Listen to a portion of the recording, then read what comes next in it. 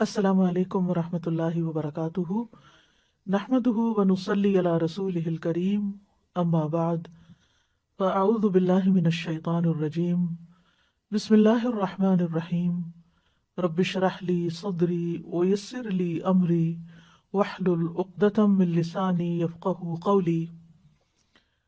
हमारा आज का मौजू है दिन भर करने के काम।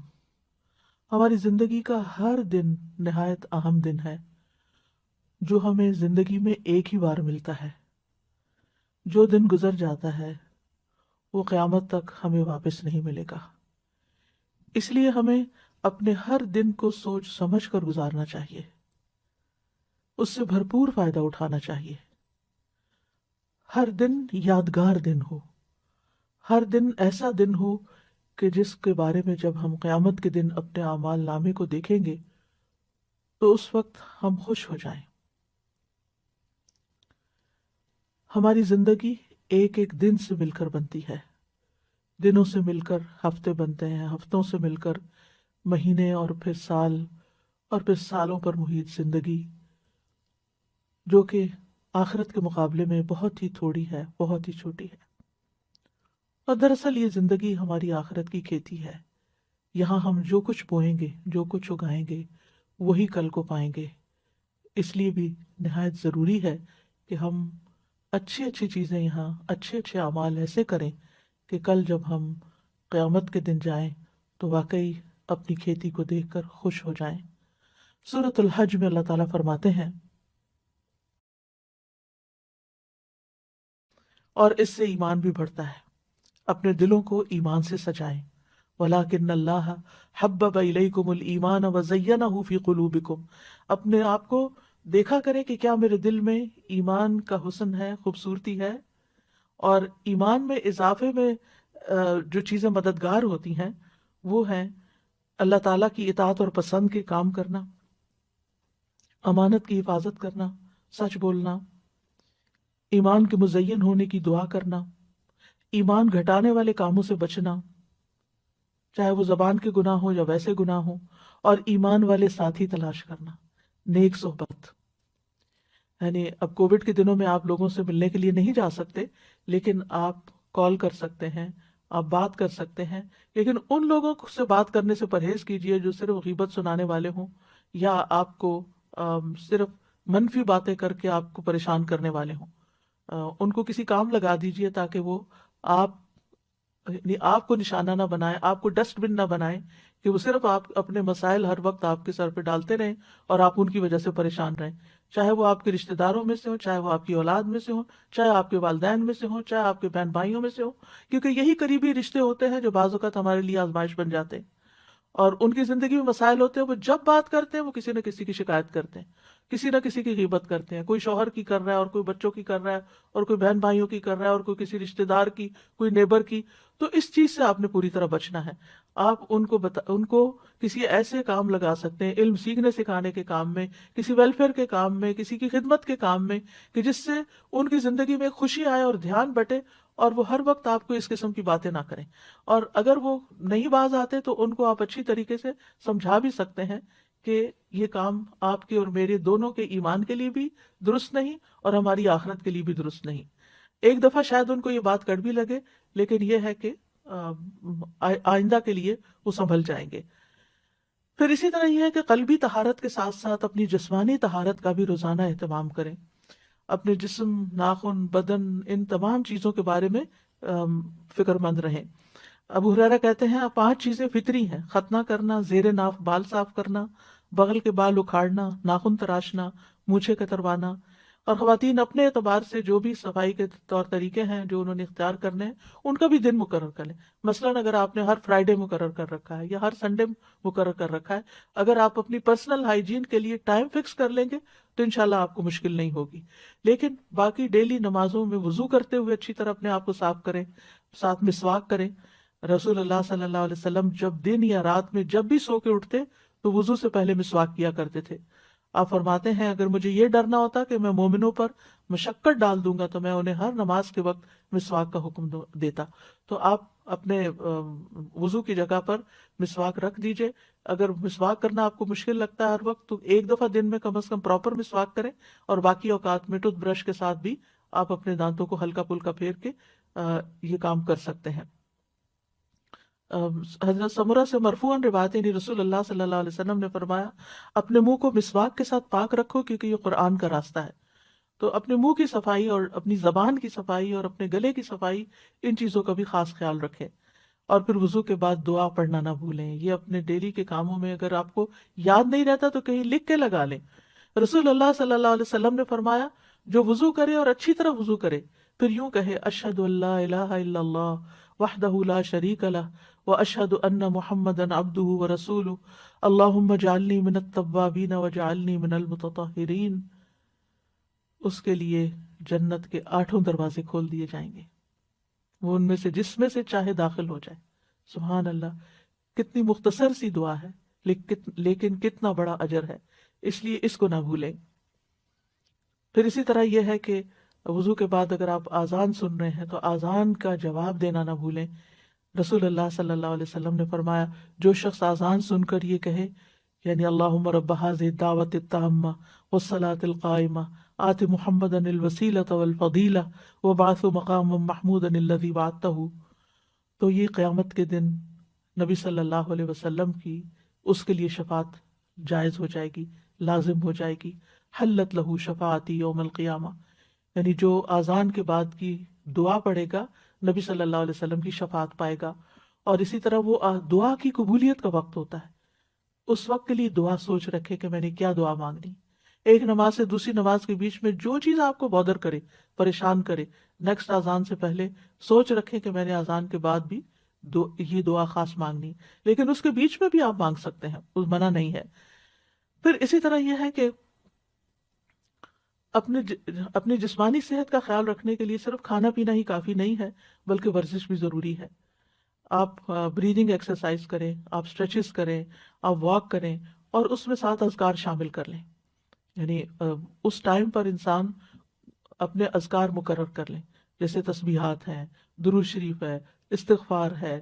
واک کرتے وقت یہ سب پڑھنا بہت آسان بھی ہوتا ہے اور واک بھی بورنگ نہیں ہوتی, وہ آسان ہو جاتی ہے.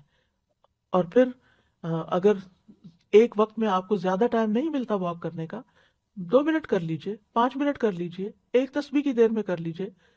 دن میں کئی دفعہ 5 منٹ بھی اگر آپ کریں گے تو انشاءاللہ اس سے آپ کا جسم مضبوط رہے گا. اور پھر یہ کہ جسمانی مضبوطی کے ساتھ ساتھ اپنی جذباتی صحت کا بھی ضرور خیال رکھیں. اور جذباتی صحت کے لیے ضروری ہے کہ اللہ پر توکل ہو, اللہ سے محبت ہو, اللہ سبحانہ وتعالیٰ کے ساتھ ایک تعلق ہو, دل ہی دل میں اللہ کو پکاریں, اس کو یاد کریں اور اس سے محبت پر خوش ہو جائیں. یعنی محبت جو ہے وہ انسان کو خوشی بخشتی ہے.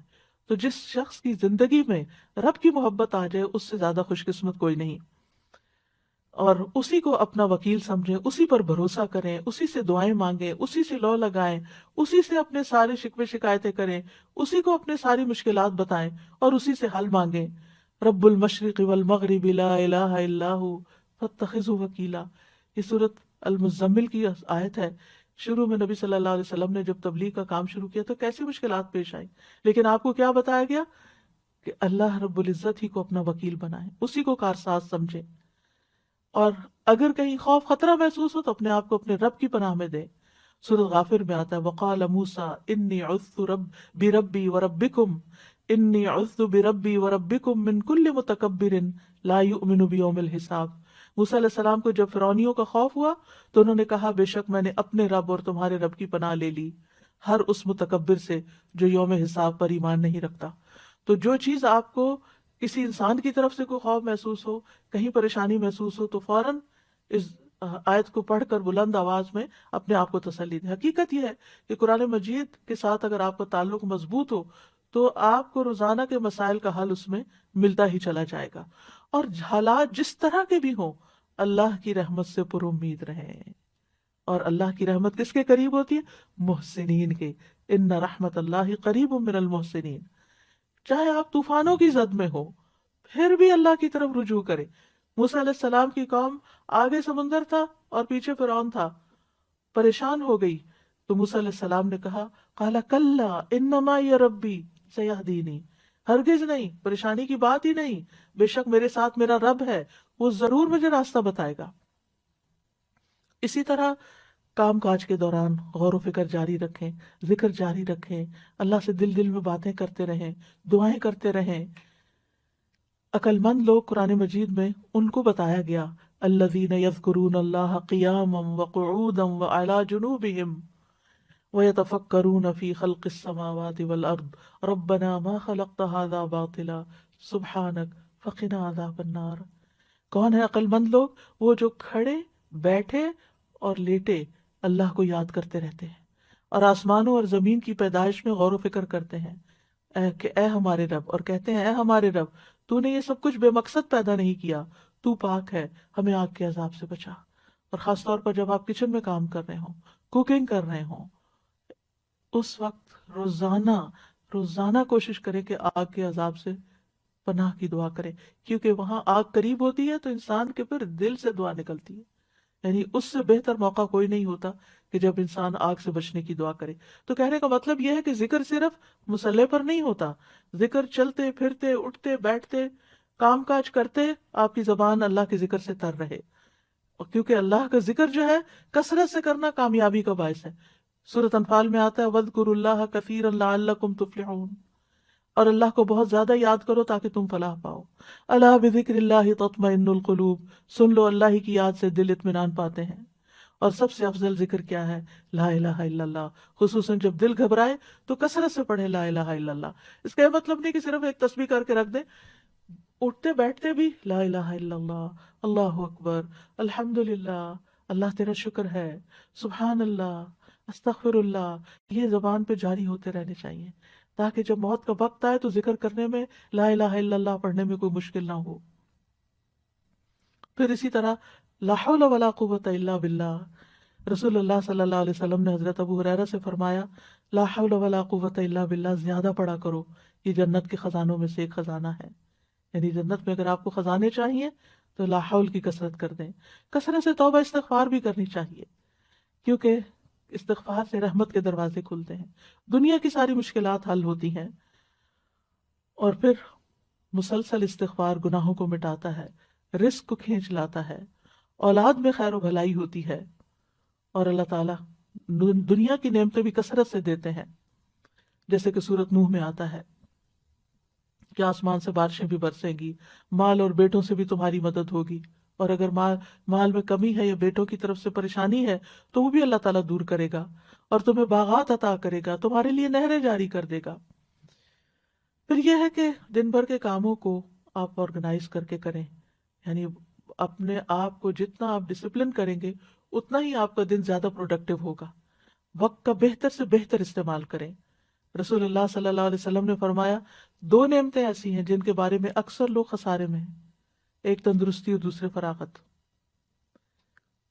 بہت سے لوگ بہت سی چیزیں سوچتے ہیں لیکن کر نہیں پاتے، اور جب کرنے لگتے ہیں تو تھوڑی دیر میں دھیان ادھر ادھر ہو جاتا ہے اور پھر ہر چیز بکھر جاتی ہے۔ اینڈ آف دا ڈے انسان کہتا ہے میں نے تو کچھ کیا ہی نہیں، اور پریشانی پر پریشانی بڑھتی چلی جاتی ہے۔ اور چونکہ ہر انسان کی زندگی میں کوئی نہ کوئی امتحان ہوتا ہے، پریشانی ہوتی ہے، تو بعض اوقات انسان اس پریشانی میں اتنا مغلوب ہو جاتا ہے کہ جو بھی اس نے اپنے کام سوچے ہوتے ہیں وہ سارے ایک طرف رکھ کے کوئی ذہنی تفریح کا سامان کر لیتا ہے۔ اور آج کل تو بہت بڑا فتنہ ہے کہ موبائل ہمارے ہاتھ میں ہے، کوئی ڈرامہ لگا لیتا ہے اور کوئی گانا سننا شروع کر دیتا ہے، اور کوئی کسی طرح کی بھی ویڈیو دیکھ کے ایک کے بعد ایک شروع ہو جاتی ہیں، اور اس طرح جو کرنے کے کام ہے وہ سارے دھرے کے دھرے رہ جاتے ہیں۔ تو اس چیز کے بارے میں آپ نے بہت کانشیس ہونا ہے، کیونکہ انسان اگر ان چیزوں میں پڑا رہے تو چھوٹی چھوٹی پریشانیاں اس کو ڈسٹریکٹ کر سکتی ہیں، اور چھوٹی چھوٹی خوشیوں کا حصول اس کو ڈسٹریکٹ کر سکتا ہے، تو پھر انسان کا ایک دن بھی ضائع ہوا تو سمجھے اس نے بہت بڑا نقصان کیا۔ اور یہ کہانی سبھی کی ہے کسی نہ کسی طرح، اس لیے کارآمد اور نتیجہ خیز دن گزارنے کے لیے ضروری ہے نمبر 1، اپنے پورے دن میں جو کام آپ بے مقصد کرتے ہیں ان پہ غور کریں، ان کی لسٹ بنائیں کہ کون سے کام فضول کے کام ہیں جن کے بغیر بھی گزارا ہو سکتا ہے یا اس سے بہتر کام بھی ہیں۔ تو اپنے وقت کو گھٹیا کاموں میں نہیں گزاریں، بہتر کاموں میں گزاریں۔ دوسرا یہ کہ اپنے سارے دن کے کاموں کے نتائج بھی دیکھیں کہ اس کا ریزلٹ کیا ہے، آؤٹ کم کیا ہے. میں نے جو اس چیز پہ اتنا وقت لگا دیا تو میں نے کیا کمایا، کیا حاصل کیا. بعض اوقات ہم ایسے ہی کوئی لغو سی چیز دیکھنا شروع کر دیتے ہیں اور کہتے ہیں اس میں بھی لرننگ ہے. اینڈ میں پوچھے کیا لرن کیا، کیا سیکھا. کیونکہ بہت وقت صرف ایک نفس کی خواہش ہوتی ہے جس کے پیچھے انسان چل رہا ہوتا ہے. پھر یہ ہے کہ نمبر 3 اپنے مقصد پر نظر رکھیں کہ میرا کسی بھی کام کے کرنے کے پیچھے مقصد کیا ہے، یہ کام میں کیوں کر رہا ہوں.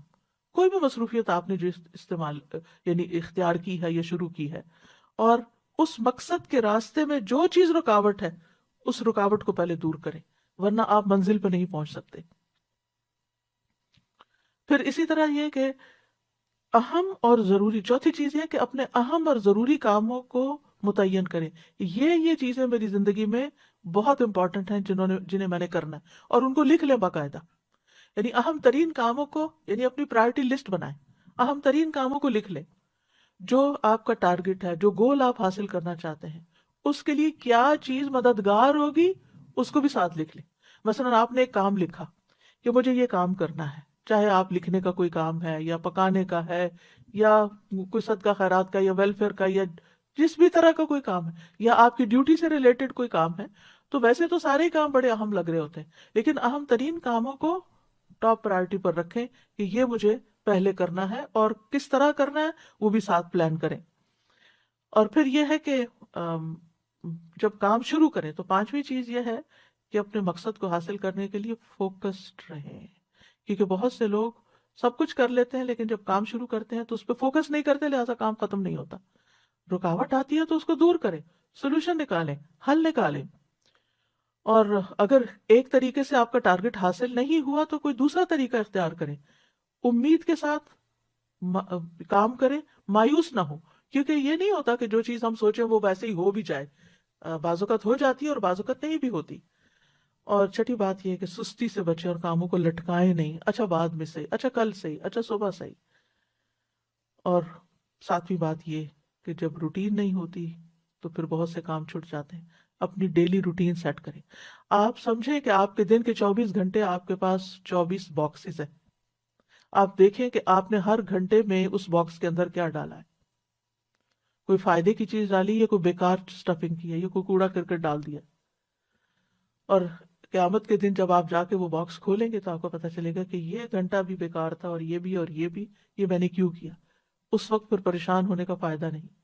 تو اگر آپ امیجنری باکسز بھی بنا لیں یا آپ اپنے کسی کاغذ کو لے کے اس پہ 24 خانے ڈال کے اپنا ٹائم ٹیبل بنائیں اور ٹائم لکھ لیں، جس ٹائم سے آپ شروع کریں گے وہیں پہ جا کے ختم ہوگا. آپ شیٹ کے اوپر سارے خانے جو نیند کا ٹائم ہے اس کو آپ الگ کر لیں، اور باقی جو بیداری کے ٹائم ہے ان کو آپ لکیر لگا کے ہر گھنٹے کا کام لکھیں کہ اس گھنٹے میں مجھے کیا کرنا ہے. اگر آپ وہ لکھ لیں گے تو پھر کوشش کریں کہ اس گھنٹے میں وہی کام کریں، کوئی اور نہ کریں، الا یہ کہ کوئی بہت بڑی ایمرجنسی ہو تو پھر اس کام کو کسی اور کام کے ساتھ آپ ملا سکتے ہیں. تو جب تک آپ کی ڈیلی روٹین نہیں ہوگی، گھڑی کے ساتھ آپ نہیں چلیں گے تو آپ کا ڈے پروڈکٹیو نہیں ہوگا. بہت ضروری ہے کہ ہر چیز کے لیے وقت نکالا جائے، اپنی جسمانی ضروریات کے لیے بھی، روحانی ضروریات کے لیے بھی، ذہنی ضروریات کے لیے بھی، جذباتی ضروریات کے لیے بھی، دین کے کاموں کے لیے بھی. اور پھر اس کے لیے اپنے نفس سے جہاد کرنا ہوگا، کیونکہ ان النفس لامارۃ بالسوء، نفس تو انسان کو برائیوں پر بہت اکساتا ہے، اور نفس کے خلاف جہاد سب سے افضل جہاد ہے. نبی صلی اللہ علیہ وسلم نے فرمایا اللہ عز و جل کی ذات کی خاطر تیرا اپنے نفس اور خواہش سے جہاد کرنا افضل جہاد ہے. اور اس میں کبھی اپنی نیند کو قربان کرنا اور کبھی اپنی کسی پسندیدہ چیز کو قربان کرنا کہ نہیں اب اس چیز کا وقت نہیں. لٹرلی بہت دفعہ ایسا ہوتا ہے کہ جیسے پیاس بھی لگی ہوتی ہے یا بھوک بھی شدید لگی ہوتی ہے لیکن نہیں وقت ہوتا وہ کھانے کے لیے وقت نہیں نکلتا، کیونکہ اس سے زیادہ اہم کام کوئی اور ہوتا ہے. تو انسان یہ جو قربانی کرتا ہے اس وقت اپنے کھانے پینے کی یا اپنے آرام کی، یہی نفس کے ساتھ جہاد ہے کہ میری پرائرٹی یہ ہے اور یہ کام آج مجھے کرنا ہے اور یہ میرے ٹارگٹس ہیں، ان کو میں نے اچیو کرنا ہے. تو انشاءاللہ اللہ سبحانہ تعالیٰ بہت آسانی کریں گے. اور کچھ چیزیں آپ پھر ملٹی ٹاسکنگ میں بھی لا سکتے ہیں، دو کام اکٹھے بھی کر سکتے ہیں تاکہ آپ کا وقت بچے. اور اگر آپ وقت میں برکت لانا چاہتے ہیں نا تو پانچوں نمازیں وقت کی پابندی کے ساتھ ادا کریں، کیونکہ ان الصلاۃ کانت علی المؤمنین کتابا موقوتا، بے شک نماز ایمان والوں پر ہمیشہ سے ایسا فرض ہے جس کا وقت مقرر کیا ہوا ہے۔ اور سب سے افضل عمل کیا ہے؟ نماز کو اس کے اول وقت پر ادا کرنا۔ نمازوں کے وقت کو ضائع کرنے والے کے لیے ہلاکت ہے۔ فویل للمصلین الذین هم عن صلاتهم ساہون۔ یہ کون لوگ ہیں؟ یہ وہ لوگ ہیں جو اپنے وقت کو ٹال کے نماز پڑھتے ہیں لیکن تاخیر سے پڑھتے ہیں، غیر ضروری کاموں میں زیادہ وقت لگا دیتے ہیں، نماز کی تاخیر کر دیتے ہیں اور پھر اس میں جلدی جلدی نماز پڑھ کے اٹھ جاتے ہیں۔ ایسی نماز کو منافق کی نماز کہا گیا۔ مصعب بن سعد سے روایت، انہوں نے کہا میں نے اپنے والد سے کہا اے ابا جان، آپ نے دیکھا اللہ تبارک و تعالیٰ کا یہ فرمان الذین هم عن صلاتهم ساہون، تو ہم میں سے کون ہے جو نماز میں نہیں بھولتا، جس کے دل میں خیال نہیں آتے؟ انہوں نے کہا اس کا یہ مطلب نہیں، اس آیت سے مراد وقت کا ضائع کرنا ہے کہ انسان فضول کاموں میں لگا رہے یہاں تک کہ وقت ضائع کر دے، یعنی نماز کا اصل وقت چلا جائے۔ اس لیے نماز اپنے وقت پر، ایسا نہ ہو کہ فجر کی نماز قضا ہو جائے، اور ایسا نہ ہو کہ سوئے رہیں، کیونکہ نبی صلی اللہ علیہ وسلم نے اپنا ایک خواب بیان کرتے ہوئے فرمایا، آپ نے خواب میں دیکھا کہ ایک شخص تھا جس کا سر پتھر سے کچلا جا رہا تھا، وہ قرآن کا حافظ تھا مگر وہ اس سے غافل ہو گیا اور فرض نماز پڑھے بغیر سو جاتا تھا۔ اور پھر نماز لیٹ کرنا جو ہے نفاق کی علامت ہے۔ منافق سورج کو دیکھتا رہتا ہے، جب شیطان کے دو سینگوں کے درمیان وہ ہوتا ہے، یعنی غروب ہونے کے قریب ہوتا ہے، تو اٹھ کر 4 ٹھونگے مارنے لگ جاتا ہے اور ان میں اللہ کا ذکر نہیں کرتا۔ یعنی کہ جو منافقوں کے بارے میں قرآن مجید میں آتا ہے وَلَا يَأْتُونَ إِلَى الصَّلَاةِ إِلَّا وَهُمْ كُسَالَىٰ، کہ وہ نماز سستی کے ساتھ پڑھتے، سستی کر کر کے پڑھتے ہیں، دیر سے پڑھتے ہیں، تھک کے، دنیا کے کاموں سے تھک کے پھر نماز پڑھتے ہیں اور اس میں کوئی خشوع و خضوع نہیں ہوتا۔ نماز جو ہے قبر میں بھی ساتھ ہوگی، حفاظت کرے گی، نماز بندے کی حفاظت کرے گی، لیکن کس کی نماز؟ وہ جو اپنی نمازوں کی حفاظت کرتا ہے۔ والذین هم علی صلاتہم یحافظون۔ بندے کو جب قبر میں رکھا جاتا ہے تو وہ اور لوگ رکھ کے قبر میں دفنا کے جاتے ہیں تو جانے والوں کے زمین پہ جو جوتوں کی آواز آتی ہے وہ بھی سنتا ہے۔ اگر وہ مومن ہوتا ہے تو نماز اس کے سر کی طرف آ جاتی ہے، روزہ دائیں طرف، زکوٰۃ بائیں طرف، دیگر نیک کام اس کے پاؤں کی طرف آ جاتے ہیں۔ تو جب سر کی طرف سے فرشتہ عذاب دینے کو آتا ہے تو نماز اس کو روک دیتی ہے، اور اسی طرح باقی نیکیاں بھی۔ نماز کہتی ہے میری طرف سے آنے کا راستہ نہیں ہے۔ اس لیے کتنا ضروری ہے کہ ہم اس نماز کی حفاظت کریں، اور مرد خاص طور پر باجماعت نماز کی حفاظت کریں۔ اگر گھر میں 2 مرد بھی ہیں اور مسجد بہت دور ہے کہ ہر وقت نہیں جا سکتے تو اکیلے اکیلے نماز پڑھنے کی بجائے جماعت سے پڑھیں، اور اگر گھر کی خواتین بھی ساتھ شامل ہونا چاہیں تو موسٹ ویلکم۔ اور اگر مسجد بھیج سکتے ہیں اور بچے چھوٹے ہیں، یعنی آپ خود تو نہیں جا سکتی لیکن ان کو مسجد لے جا بھی سکتی ہیں اگر آپ کے ہسبینڈ مصروف ہیں یا وہ اویلیبل نہیں ہے، تاکہ بچے مسجد کی عادت ڈالیں۔ اور پھر نماز کے وقت سے ذرا پہلے جائیں تاکہ نماز کی سنتیں ادا ہوں۔ جو شخص دن میں 12 رکعتیں ادا کرے اس کے لیے جنت میں گھر بنا دیا جاتا ہے، 2 فجر سے پہلے، 4 ظہر سے پہلے، 2 ظہر کے بعد، 2 مغرب کے بعد اور 2 عشاء کے بعد، یہ 12 رکعتیں بنتی ہیں۔ اور آپ دیکھیے کہ اگر ہر روز آپ کے لیے جنت میں ایک محل تیار ہو رہا ہے، ایک محل تیار ہو رہا ہے، ایک محل تیار ہو رہا ہے، سوچیے آپ نے وہاں ہمیشہ رہنا ہے، ہمیشہ ہمیشہ، موت نہیں۔ سوچیے کبھی دل پھٹنے کو آتا ہے جب انسان یہ سوچتا ہے۔ اور ہر روز ایک نئے محل میں، ہر روز ایک نئے محل میں، کیونکہ اس نے دنیا میں اتنے محلات ہر روز سنتیں پڑھ کے بنا لی ہے کہ ہر روز اس کے لیے ایک نئی نعمت ہے۔ یہ وہ چیزیں جن کی دنیا میں لوگ تمنا کرتے ہیں، لیکن دنیا میں یہ سب کچھ نہیں مل سکتا۔ دن کی 12 رکعتیں ادا کرنے میں زیادہ سے زیادہ کتنا ٹائم لگ جائے گا؟ آدھا گھنٹہ۔ 2 رکعتیں پڑھنے میں 4 منٹ لگتے ہیں، اور 12 کے 24 منٹ، 6 منٹ اوپر لگا لے، آدھے گھنٹے کی بات ہے، لیکن کتنا بڑا سودا ہے آپ کا اور کتنا بڑا نفع۔ صرف 1 سال کے دوران جو سنت موقدہ پڑھتا ہے اور نہیں پڑھتا، اس کے درمیان 4320 رکعات کا فرق ہو جاتا ہے۔ ایک رکعت وتر پڑھنے اور نہ پڑھنے والے کے درمیان 365 رکعت کا فرق ہو جاتا ہے. چاشت کی 2 رکعتیں پڑھنے اور نہ پڑھنے والے کے درمیان 703 رکعتوں کا فرق ہو جاتا ہے. اور جو سنتوں کی پابندی کرتا ہے اور جو نہیں کرتا ان کے درمیان 5415 رکعتوں کا فرق ہو جاتا ہے. اور ہر رکعت میں 2 سجدے ہوتے ہیں. تو صرف ایک سال میں کتنے درجے کھو دیے انسان نے، صرف ایک سال میں. تو اگر 40 سال زندگی میں اس نے ہر روز اتنے سجدے ادا کیے تو قیامت کے دن کتنا اونچا مقام ہوگا. تو اس لیے اس کو نہ کھوئیں. شروع میں مشکل ہوگی، نفس پہ بھاری ہوگا، عادت نہیں نا تو مشکل پڑے گی. لیکن اگر آپ ایک دفعہ اللہ سے اچھی طرح دعا کریں اور بار بار کریں، ایک دفعہ نہیں، ایک دفعہ شروع کر لیں، کچھ ہی دنوں میں آپ کا دل ہی نہیں لگے گا اگر آپ نے سنت نہیں پڑھی ہوگی. اور پھر یہ کہ ہر چیز میں اللہ سبحانہ وتعالیٰ کی طرف رجوع کریں. کوئی بھی پریشانی ہو، کوئی بھی ضرورت ہو، فوراً فوراً اس کی طرف توجہ. کیونکہ جو روگردانی کرتا ہے اللہ سے تو اللہ سبحانہ وتعالیٰ اس کو، جیسے حدیث میں آتا ہے، حدیث قدسی میں اللہ تعالیٰ فرماتے ہیں، اے ابن آدم اپنے آپ کو میری عبادت کے لیے فارغ کر لو، میں تیرے دل کو غنا سے اور تیرے ہاتھ کو رزق سے بھر دوں گا. اور اے ابن آدم تو مجھ سے دور نہ ہو، ورنہ میں تیرے دل کو فقر سے اور تیرے ہاتھ کو مصروفیت سے بھر دوں گا. دنیا میں اتنا مصروف کرے گا اللہ کہ پھر عبادت کے لیے وقت نہیں ملے گا، اور دنیا تو یہی رہ جائے گی. جتنا مرضی سجا بنا لے، جتنی مرضی بڑھا لے. اور پھر یہ کہ ہر کام عبادت سمجھتے ہوئے کریں. ہر کام، جیسے کھانا پکانا، واشنگ کرنا، یعنی لانڈری کرنا، گھر کی صفائی کرنا، برتن دھونا، یہ ساری چیزیں، ساری کی ساری چیزیں عبادت ہے. کیونکہ آپ دوسروں کی خدمت کر رہے ہیں. اور اس میں کبھی بھی کسی پہ احسان نہ جتائیں، نہ اپنے بچوں پہ، نہ شوہر پہ، نہ کسی اور پہ. اور پھر یہ کہ نیکیوں میں سبقت لے جائیں، آگے بڑھیں. یعنی جو لوگ نیک کام میں جلدی کرتے ہیں، اولئک یسارعون فی الخیرات وہم لہا سابقون. جو لوگ نیک کاموں میں جلدی کرتے ہیں یہی ان میں آگے نکلنے والے ہیں. کوشش کریں کہ نیکی کے ہر کام میں حصہ ڈالیں. ابو ہریرہ کہتے ہیں رسول اللہ صلی اللہ علیہ وسلم نے فرمایا، آج تم میں، یعنی دن بھر کے کرنے کے کام ہے نا، اسی مناسبت سے یہ حدیث سنا رہی ہوں. آپ نے فرمایا، آج تم میں سے کس نے روزے کی حالت میں صبح کی؟ ابو بکر رضی اللہ عنہ نے فرمایا، میں نے.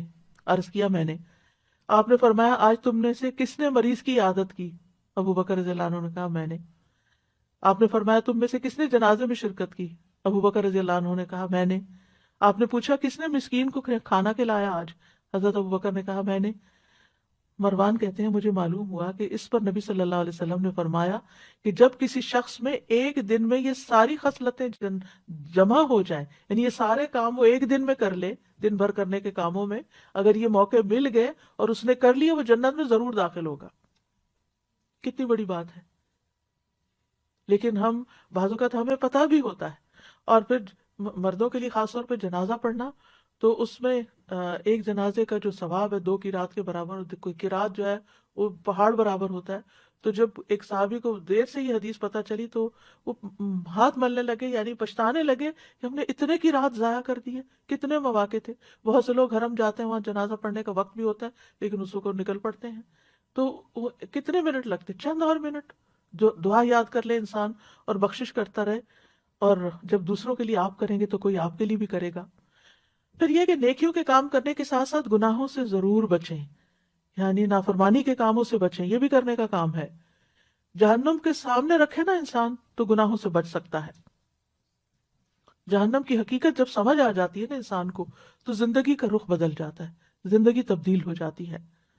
تو اس لیے اچھے کام بھی کریں لیکن ساتھ برائیوں سے بچیں بھی ضرور.